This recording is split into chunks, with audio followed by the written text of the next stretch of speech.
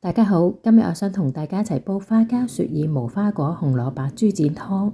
呢個湯呢止咳潤肺，希望大家都中意飲啦。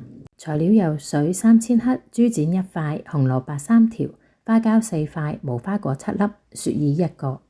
首先我哋將雪耳浸水浸到軟身，大約15分鐘左右。軟身之後我哋拎起，剪走個定個位置，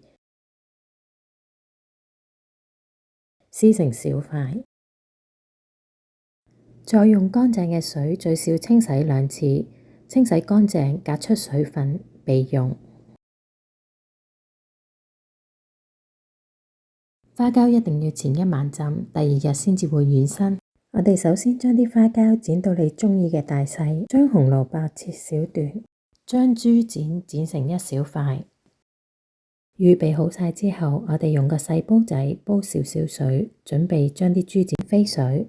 另外個大煲有3000克水，我哋開大火煲，放入無花果，再放入花膠，跟住放入紅蘿蔔，放埋雪耳，冚蓋煲至滾起。細煲仔水滾之後，我哋加入豬展飛水，我哋攪一攪佢，令到每一嚿呢都可以掂到啲熱水嘅。再一次滾起呢，我哋就可以熄火。我哋倒走啲熱水同埋雜質，就可以放入個大煲度繼續煲湯。個大煲啲水滾起，我哋一定要揭開個蓋，繼續大火煲15分鐘。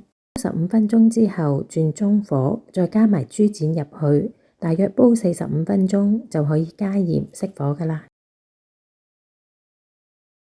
香噴噴嘅花膠、雪耳、無花果、紅蘿蔔豬展湯，希望大家鍾意食啦。